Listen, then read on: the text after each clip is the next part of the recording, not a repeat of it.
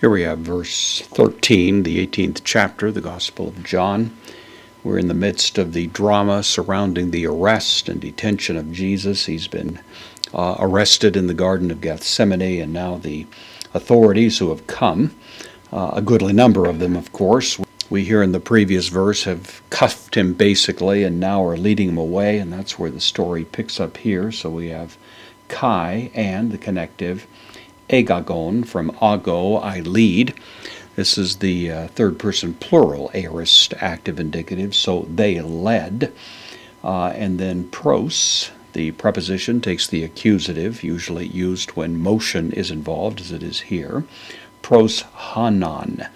This is Annas, the deposed high priest. If you know the history of this, you know that Annas was deposed by the Romans some years earlier. A couple of successors served in that capacity, his sons, and then eventually it was his son-in-law we know of as Caiaphas in the New Testament, mentioned here in this verse. So for whatever reasons, they lead him first to Annas, who is still regarded in some people's minds as the true high priest, because you're not supposed to be deposed from that position, but we have that ambiguity in the New Testament. So they bring him first to Annas for a preliminary conversation of some kind.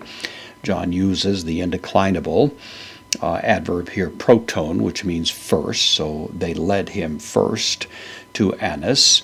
And then John notes here, ein, this is third person singular, imperfect active indicative of me, I am. So he was would be the idea, postpositive gar, for he was.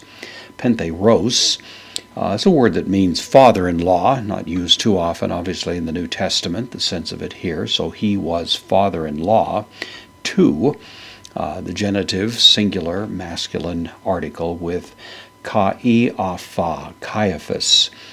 So he was the father-in-law of Caiaphas, and then the relative pronoun in the nominative, because it's the predicate nominative, going once again with ein, it was or he was, which he was, and then archiarus, the word for high priest, for he was, or who was the high priest, referring to Caiaphas, and then to, the genitive of, and then eniato.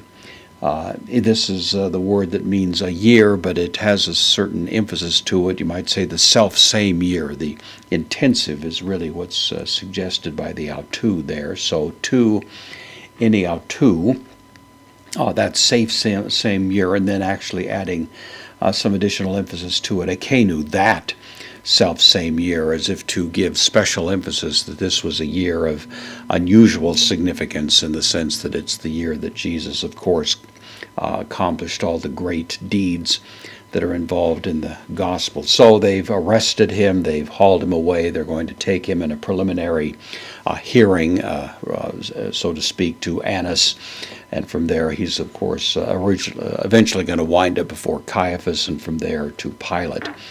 So this is the first of several stops that Jesus will make along the way.